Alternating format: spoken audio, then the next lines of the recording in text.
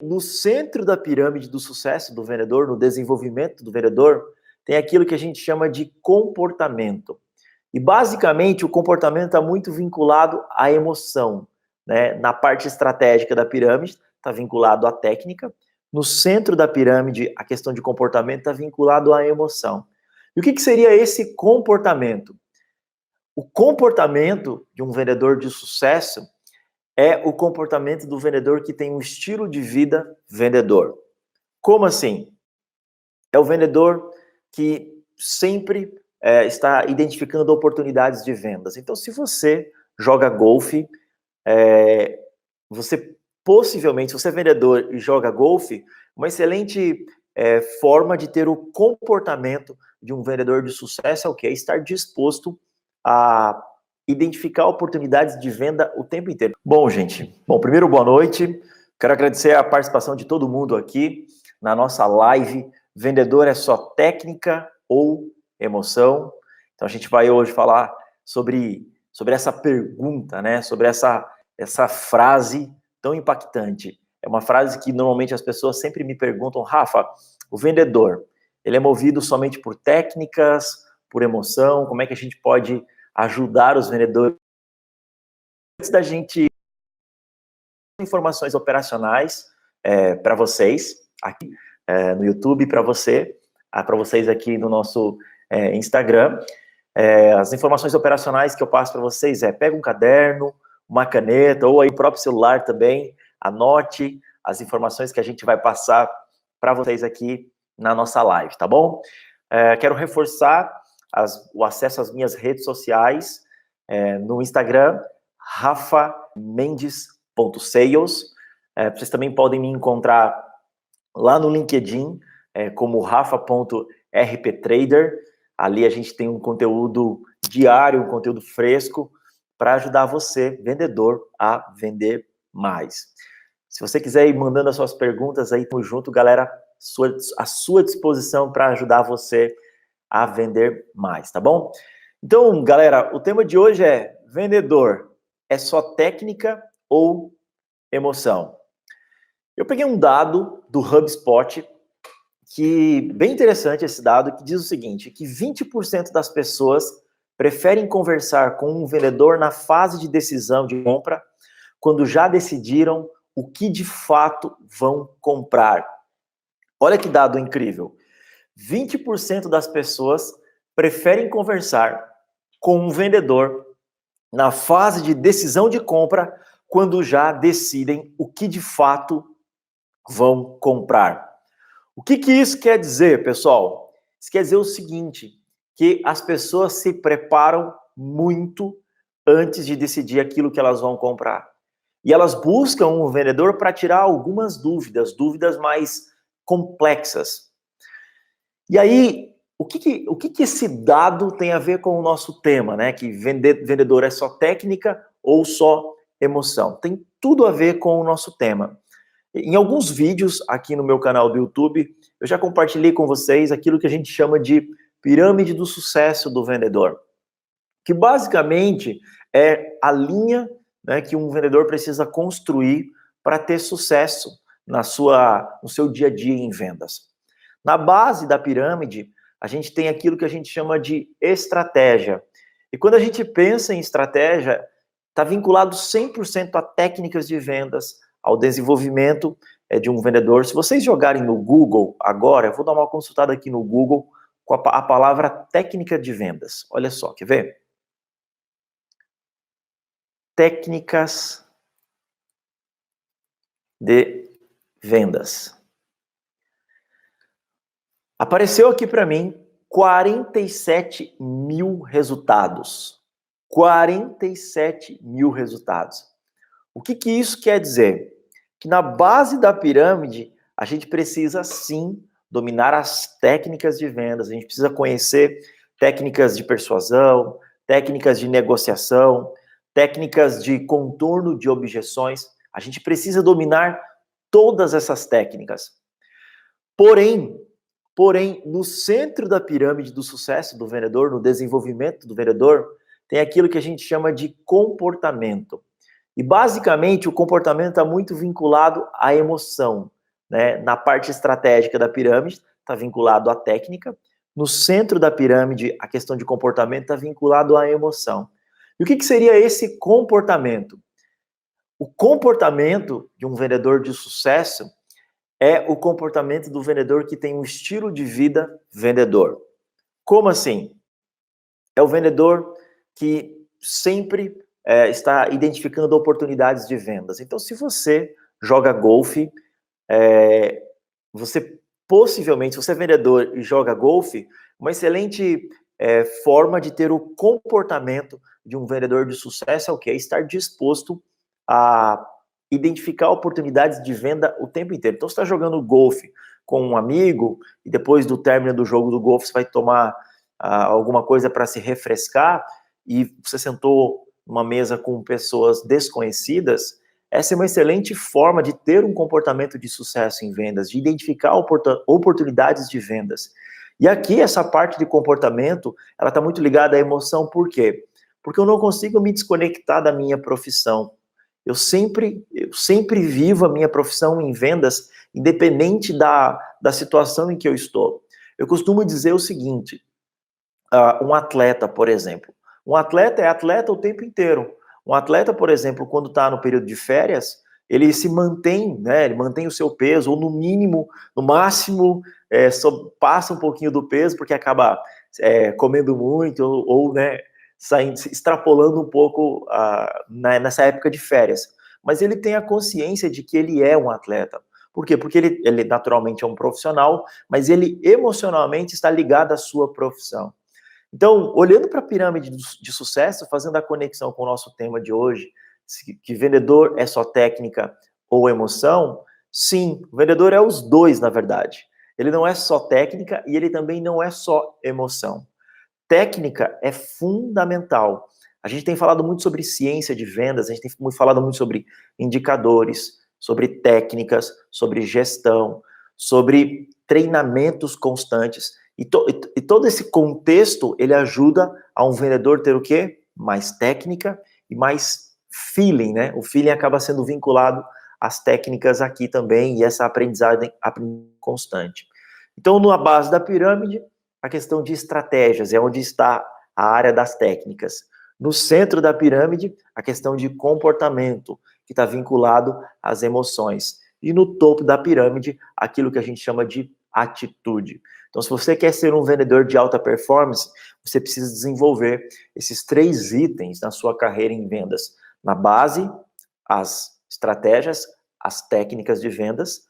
No centro da pirâmide, o comportamento, a emoção certa, entender que vendas é um estilo de vida, entender que vendas é uma profissão maravilhosa, entender que você tem a oportunidade de realizar vendas ou de ter um networking, um comportamento independente do lugar onde você esteja. Então, se você está na faculdade e você trabalha como vendedor, é uma possibilidade de fazer negócios. Então, essa questão comportamental. E no centro, a atitude. Então, a atitude diária de viver essa carreira em vendas. Eu queria compartilhar com vocês uma história que, inclusive, hoje eu falei para o meu grupo do Telegram. Então, se você não faz parte do meu grupo do Telegram, o pessoal aqui do Insta, na minha biografia, tem o meu grupo ali do Telegram, tá? Para você fazer parte. E você do YouTube, nós também temos ali uma forma de acessar. Entra no meu Instagram, rafamendes.sales. Ali tem um link na minha biografia que você pode fazer parte do meu grupo do Telegram. Hoje eu compartilhei uma história do vendedor de R$1 milhão do Pipeline. Para quem não sabe o que é pipeline, pipeline naturalmente é um processo de vendas, né, um funil de vendas, traduzindo, né, para o português, é um funil de vendas onde eu trabalho para atrair o máximo possível de pessoas que sejam interessadas no meu produto ou meu serviço, e naturalmente vai afunilando até ter as pessoas maduras, né, as pessoas que já foram nutridas para comprar o meu produto ou meu serviço. Mas pegando a história do vendedor aqui de R$1 milhão do Pipeline, eu era gerente comercial de uma empresa aqui em Curitiba e eu estava montando meu time de vendas na época. Na época eu não tinha ainda um time de vendas maduro, estava implementando alguns processos de vendas na empresa, e eu lembro que o diretor da empresa me disse o seguinte: Rafa, tem um vendedor aí famoso, o nosso concorrente, ele é famoso porque ele tem, dizem que ele é o vendedor dos milhões, assim, é o vendedor que consegue trazer grandes contas, e há boatos aí, nos bastidores do mundo de negócios, que esse vendedor é o vendedor que tem cerca de R$ 1 milhão no seu pipeline. Eu falei, uau, R$ 1 milhão, o cara é um fenômeno, né? E aí nós chamamos esse vendedor para entrevista e ele justificou, ele falou, olha, eu tenho realmente R$ 1 milhão em oportunidades, e eu quero trazer isso aqui para dentro dessa empresa. E a gente falou, então tá bom, vamos negociar a sua vinda para a nossa empresa aqui. E ele veio trabalhar conosco. E eu lembro que eu, como gestor, fui fazer uma análise das oportunidades de vendas que esse vendedor tinha. Essa empresa a qual eu era gestor era uma empresa de computação em nuvem. E, cara, eu fiquei super assustado, assim, super assustado. Por quê? Porque esse R$ 1 milhão no pipeline não era um R$ 1 milhão factível.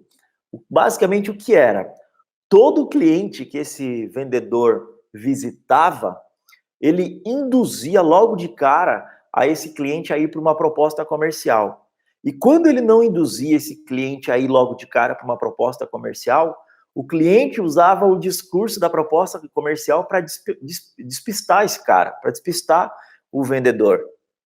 E aí o que acontecia? Ele movimentava as oportunidades de fechamento para o estágio, né, para os outros estágios, e contava que o cliente iria comprar aquele produto dele. Então ele não tinha previsibilidade. Ele estava muito baseado no feeling dele ou muito baseado naquilo que o cliente falava. Então ele não qualificava muito bem o seu cliente. Ele simplesmente empurrava o cliente para uma proposta comercial e lá na ponta não fechava. Então sim, ele tinha R$ 1 milhão no pipeline dele, mas o resultado de vendas dele era pífio, assim. Na verdade, no time que eu construí, ele era o nosso pior vendedor. E nós tínhamos um desafio com ele, porque ele não conseguia se encaixar nos processos que nós desenhávamos para que ele pudesse seguir.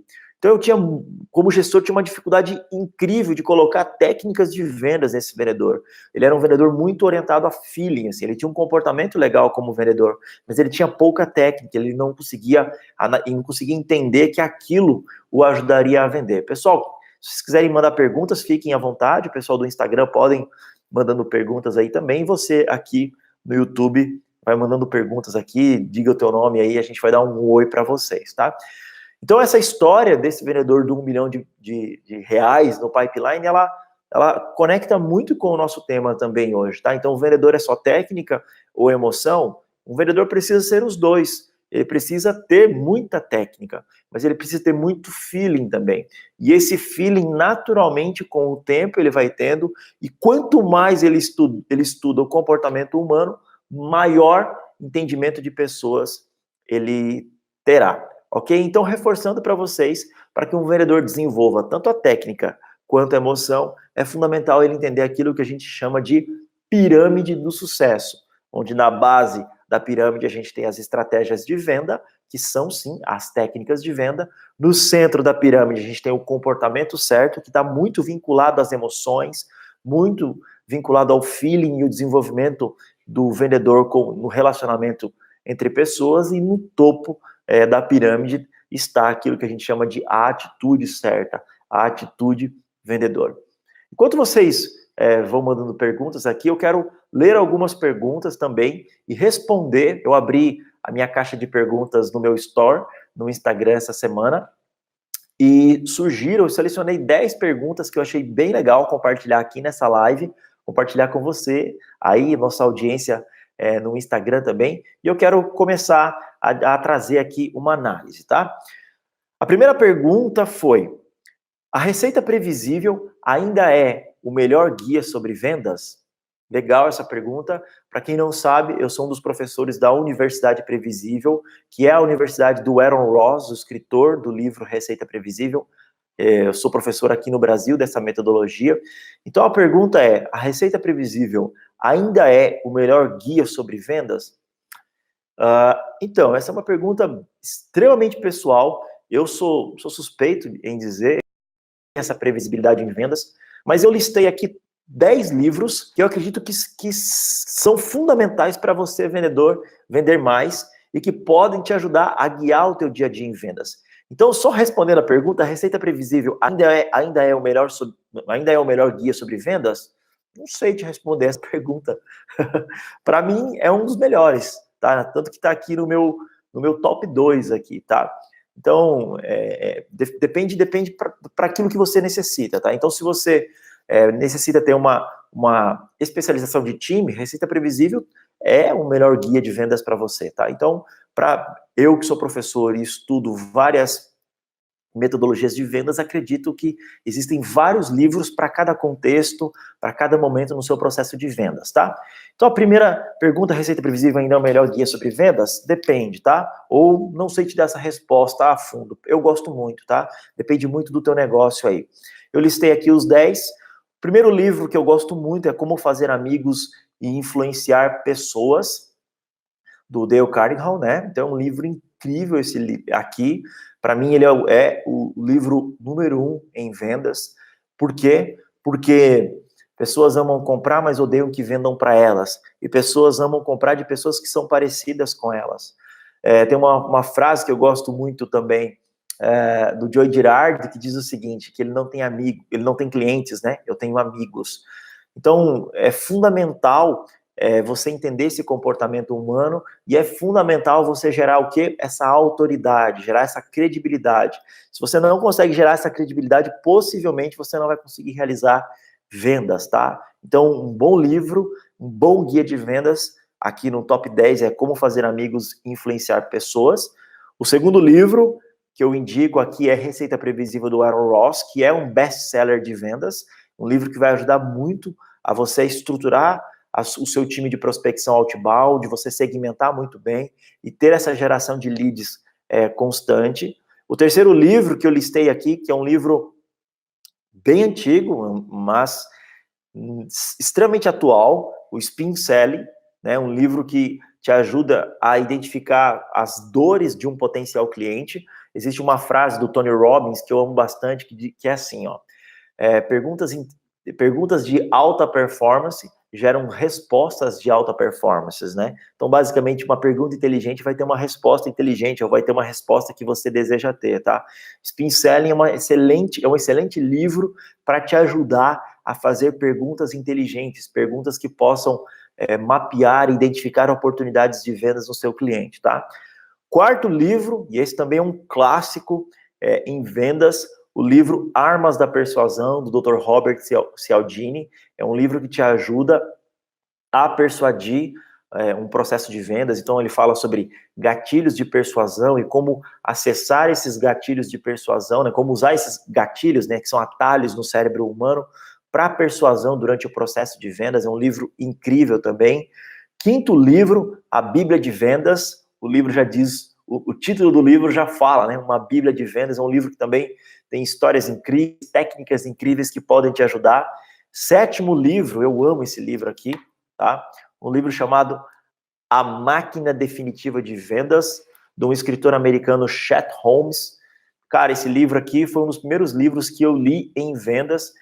12 estratégias chaves para turbinar a sua empresa. Ele até não é tão popular aqui no Brasil, esse livro, mas nos Estados Unidos é um dos livros mais vendidos em vendas. Aqui ele te ensina, por exemplo, como contratar super vendedores, como ter uma boa gestão da sua agenda, né? Ele apresenta ali, o Chet Holmes trabalhou com bilionários, trabalhou com as empresas ali da 500, da Fortune, daquela revista famosa americana. Então ele te ensina como ter uma boa gestão de tempo, como contratar bons vendedores, como construir essas 12 estratégias chaves e se tornar uma máquina definitiva de vendas. Oitavo livro que eu posso indicar para vocês, Supere o Não, do Dr. William Ury, o cara que construiu, né, que ajudou a construir o modelo de negociação de Harvard. Eu uso muito o modelo de negociação de Harvard em sala de aula, muito inspirado no William Ury, um cara contratado para ajudar a negociar acordos de guerra, um cara que foi contratado pelo Abílio Diniz, quando ele estava para sair do Grupo Pão de Açúcar. Então, um livro muito incrível também. Nono livro, Sales Acceleration Formula, do Mark Roberge. Cara, leiam esse livro, é um livro incrível também. E o 10º livro, e não menos importante, A Venda Desafiadora. Então, essa pergunta, Receita Previsível ainda é o melhor guia sobre vendas? Não sei te dizer, depende do contexto do teu negócio. Eu citei aqui para você 10 livros que você pode ler e pode trazer aí para o seu dia a dia, tá? Então, são 10 livros que eu gosto de ser guiados por eles no meu dia a dia aqui em vendas, tá bom? A segunda pergunta. Mesmo o possível cliente achando tudo maravilhoso, eu não fecho a venda. O que pode estar errado? A pessoa que me fez essa pergunta, ela está livre para me procurar inbox aqui no Instagram. Quero gravar com você, quero poder te ajudar a entender mais do contexto do seu negócio aqui. Então, mesmo o possível cliente achando tudo maravilhoso, ele não fechou a venda. O que pode estar errado? Várias coisas podem estar errado. O que pode estar errado? A sua estratégia de marketing, a sua estratégia de qualificação desse lead, a sua abordagem. No livro A Venda Desafiadora, leia esse livro. Ele começa a listar os perfis dos vendedores. Você pode ser o famoso vendedor amigão, assim, que basicamente o cliente ama você, mas ele não compra de você, ele compra do outro, tá? Então, nesse livro, A Venda Desafiadora, ele te ensina a ser um vendedor desafiador. E o papel do vendedor desafiador é tirar o cliente do status quo, né? Fazer com que ele mude a situação adversa a qual ele está, tá? Então, mesmo o possível cliente achando tudo maravilhoso, não fecha a venda, o que pode estar errado? A sua estratégia de marketing, a sua estratégia de qualificação do lead, o seu comportamento em relação ao cliente. Você pode estar sendo amigão demais e não estar mudando ele, não gerando essa escassez, essa mudança. Você pode não saber contornar objeções. Então, o cara gosta daquilo que você está apresentando, mas o preço, por exemplo, pode ser uma objeção. A não urgência pode ser uma objeção. Eu estou construindo um e-book, o Guia Definitivo de Contorno de Objeções. Fica ligado aqui no meu canal do YouTube. Eu vou sempre falar sobre esse guia. Me segue no Instagram para você baixar esse e-book aí. Nos próximos dias a gente vai lançar. Terceira pergunta. Como definir uma meta em vendas? E aqui eu vou dar os créditos. Aqui precisa definir também no seu contexto, mas aqui a minha resposta é inspirada uma matéria da Lúcia, da DNA de Vendas, onde ela lista 4 passos, e eu achei incrível, assim, os 4 passos que ela listou, tá? Primeiro passo para definir uma meta é analise o seu mercado. Analise o seu mercado. Então, basicamente analise o potencial desse mercado, o potencial daquilo que você tem para oferecer no seu mercado. Então, se o seu produto é um produto que é sazonal, né, que só vende em momentos de sazonalidade, então você consegue definir, por exemplo, as metas baseado nessa sazonalidade. Então, por exemplo, se você é um vendedor, se você é uma empresa que vende sorvete, ou uma empresa que vende bebidas, né, bebida alcoólica, refrigerantes e sucos, né, bebidas geladas, por exemplo, você deve entender esse comportamento da região que você vai vender. Então, é fundamental fazer essa análise de mercado para definir os indicadores naquela região que você vai vender. Então, o primeiro item para definir uma meta é faça uma análise de mercado ao qual você está inserido. O segundo passo para você definir uma meta de vendas é verifique os indicadores de vendas da sua empresa, né? Baseado em quê? Na sua projeção financeira. Qual é a sua projeção financeira? O quanto você espera faturar em 6 meses? Ou o quanto você espera crescer financeiramente até o final do ano, dentro do seu planejamento estratégico? Baseado nisso, como é que você vai chegar até lá? Vendendo mais. Então, baseado nisso, você define a quantidade de vendas que você precisa ter, e aqui é um indicador legal, a quantidade de vendas para preencher esse item, né? Para fazer essa conexão com esse indicador financeiro, que é o que você precisa definir na sua empresa. Terceiro passo para definir uma meta: mensure a capacidade de vendas e entrega da sua empresa. Então, se você tem um vendedor e você quer realizar 10 vendas por mês, será que esse seu vendedor tem a capacidade de gerar isso? Será que você investe em marketing o suficiente? Será que você investe em automações de marketing? Será que você investe em assessoria de imprensa? Será que você investe em eventos para gerar essa quantidade de vendas que você deseja? Então, é fundamental fazer essa análise dos seus canais de vendas, é fundamental fazer a análise do perfil comportamental do seu vendedor, se ele é um vendedor mais agressivo, né, um vendedor mais de campo, um field sales, ou se ele é um vendedor inside sales. É fundamental você entender o tempo de fechamento dessa venda. Então, aqui, mensure essa capacidade de vendas e entrega da sua empresa. E o quarto item, e é super importante, humanize as suas metas, tá?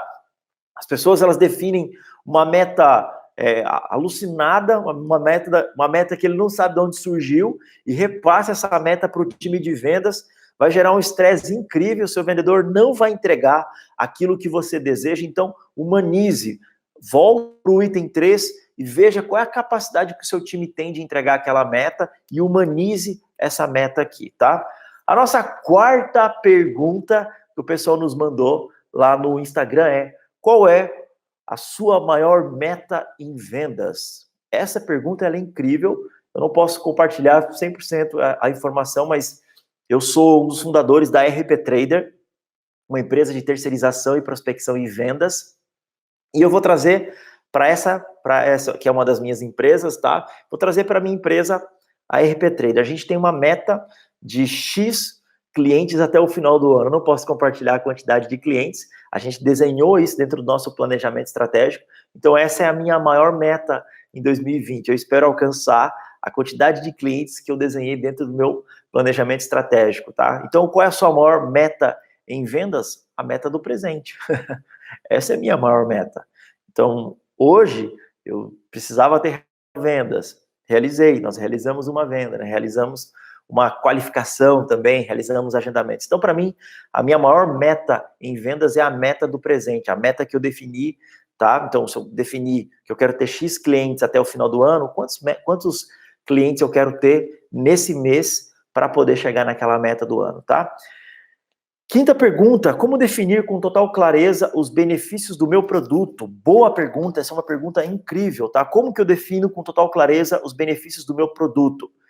Primeiro, entendendo quais são os atributos daquele seu produto, tá? Então, se você, por exemplo, vende aqui um fone de ouvido, quais são as características técnicas desse fone de ouvido? Quais são os atributos técnicos desse produto, desse fone de ouvido? Então, por exemplo, aqui é um fone de ouvido da marca X. Um atributo técnico ele tem uma espuma que não machuca a orelha da pessoa que está usando. Isso é um atributo técnico, tá? Para cada atributo técnico do seu produto, você constrói um benefício. E como eu faço para construir um benefício, tá? A construção do benefício tem que partir da seguinte premissa. Então, a espuma é um atributo técnico. Qual é o benefício? O benefício é o que eu vou ganhar com isso. O que eu vou ganhar utilizando, né, tendo essa espuma no meu fone de ouvido. Então, eu vou ganhar o quê? Conforto. Vai ser agradável ter esse fone de ouvido aqui na minha orelha, tá? Então, quando você fala do benefício do seu produto, né, daquele atributo, você favorece a imaginação do seu potencial cliente. Eu costumo fazer um exercício em sala de aula. Eu peço sempre para as meninas em sala de aula fecharem os olhos e começo a falar de um creme, né? E aí eu digo, esse creme é o creme da marca tal. Essa marca tem mais de 50 anos. Esse creme é um creme que foi extraído da planta tal da Amazônia. E esse creme está sendo vendido na escala tal. E ele já ajudou a mais de 1 milhão de mulheres ao redor do mundo. E aí eu peço para as meninas abrirem os olhos e eu pergunto para elas: você ficou com vontade de comprar? Não fiquei com vontade de comprar. Falei, por quê? Porque você fala muito do produto, está falando muito do atributo desse produto. Aí eu peço para as meninas, novamente, eu peço o seguinte: faz o seguinte, fecha os teus olhos agora. E aí elas fecham os olhos. E eu começo com o seguinte discurso: eu tenho um creme. E quando você aplica esse creme no seu rosto, o seu rosto fica com uma pele de bebê, o seu rosto fica sedoso. Ao aplicar esse creme na região que você aplica, as manchas saem. E as suas amigas dizem: uau, você está muito linda. Então, quando você... Aí eu peço para as meninas abrirem os olhos e pergunto: e aí, dos dois discursos, qual creme você se sentiu mais confortável? Ah, no segundo, né? Porque eu me imaginei comprando, eu me senti super confortável em comprar esse creme. Então, quando você fala do benefício, você gera o quê? Você favorece a imaginação da pessoa que está consumindo, tá? Então, como definir com total clareza os benefícios do meu produto? Desenhando uma matriz com todos os atributos e vinculando, tá, benefícios, o que as pessoas vão ganhar ao adquirir aquele seu produto que possui aquele atributo. Sexta pergunta: como o marketing digital vai afetar a carreira do vendedor? Na verdade, já está afetando, né? Eu trouxe no nosso início aqui da nossa live que 20% das pessoas preferem conversar com um vendedor na fase de decisão de compra, quando já decidiram o que de fato vão comprar. Esse é um dado do HubSpot. Como o marketing digital vai afetar a carreira do vendedor? Como os clientes vêm mais preparados para comprar. E os clientes vêm com dúvidas um pouco mais complexas, tá? Então, ele passou por uma cadeia de nutrição, ele já foi educado em relação àquele seu produto. Então, ele tem perguntas mais complexas. E o segundo desafio, tá? Ele já cotou com um outro fornecedor, ou ele leu alguma informação de um outro fornecedor. Então, o seu papel como vendedor é se comportar como um vendedor desafiador, se comportar como um vendedor que domina a pirâmide do sucesso, na base estratégia, no centro comportamento e no topo atitude, né? Um vendedor que faz essa mescla entre técnica e emoção. O que é legal também, eu trouxe uma visão mais negativa, tá? Mas é uma visão positiva também. Então, os vendedores vão ter o quê? Mais leads, né? Tem a oportunidade de falar com mais pessoas também, se você tem uma boa estratégia de vendas, tá? Sétima pergunta: como fazer com que o meu time siga um script? Como? Treinando. Tenha um processo de treinamento constante aí na sua empresa. Oitava pergunta: como eu faço para evitar no-show? Né? Para quem não sabe o que é no-show, é você agendar uma reunião e o cliente simplesmente, não aparecer, tá? Confirmar que estava lá e não aparecer. Como é que eu faço para evitar no-show? Qualificando muito bem esse lead, entendendo as necessidades desse lead e agendando, confirmando efetivamente, gerando o quê? Um senso de urgência naquele seu agendamento.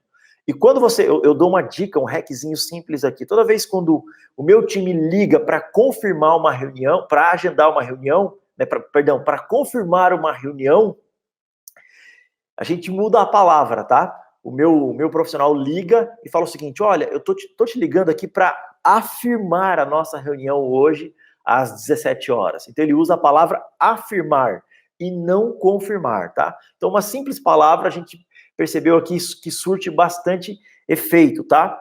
Penúltima pergunta: qual é a melhor forma de contornar um cliente que só quer falar de preço? Dá uma olhada no meu feed aqui do Instagram, eu falei sobre crenças ocultas, tá? Inclusive é o meu último vídeo aqui, tá? O que seria essa crença oculta? Uma crença oculta é aquilo que está debaixo da superfície, tá? Então está muito caro. Não, cara, eu gostei muito do teu produto, mas está muito caro, tá? Qual é a crença oculta que está por trás? Ele não consegue identificar um retorno de investimento naquilo que você está oferecendo para ele. Então, o seu papel é mostrar para ele que, ao adquirir aquele produto e ao adquirir aquele serviço, ele vai ter o quê? Um retorno. Então, use cases de sucesso, que vai te ajudar bastante aqui. E última pergunta: como faço para aprender mais sobre vendas? Me seguindo aqui no meu canal do YouTube e no meu Instagram, tá? E lendo também os livros que eu compartilhei com vocês. Então, galera, a nossa live de hoje era: vendedor, é só técnica ou emoção? Nenhum dos dois. Você precisa dos dois para desenvolver a sua carreira em vendas. Não se esqueça da pirâmide do sucesso: estratégia, comportamento e atitude. E é isso, galera. Me segue aqui no Instagram, rafamendes.sales. Se inscreve também aqui no meu canal do YouTube. eu também te encontro lá no LinkedIn. Não esquece, tá, de curtir aqui esse vídeo. Se você tem alguma pergunta, esse é um excelente momento para fazer as suas perguntas aqui também. Enquanto isso, eu vou dando mais algumas informações relevantes aqui, tá? Então, reforçando para você, tá? Lembra da história do vendedor do pipeline de R$1 milhão? Um vendedor que tinha muita emoção, que tinha muito feeling, mas tinha pouca técnica para qualificar os seus leads. Era um vendedor que fazia o quê? Acelerava o seu funil de vendas, forçava o cliente no processo de apresentação de proposta. O cliente usava a apresentação de proposta como uma forma, né? Me manda uma proposta, como uma forma de descartar aquele vendedor, tá? Então, o vendedor é só técnica ou emoção? Pode ser os dois. Galera, é isso. Tamo junto. Quero agradecer a você aqui no Insta que está nos assistindo e quero agradecer a você que nos assistiu aqui no YouTube, tá bom? Valeu, galera. Até quarta-feira da semana que vem. Tamo junto. Fui!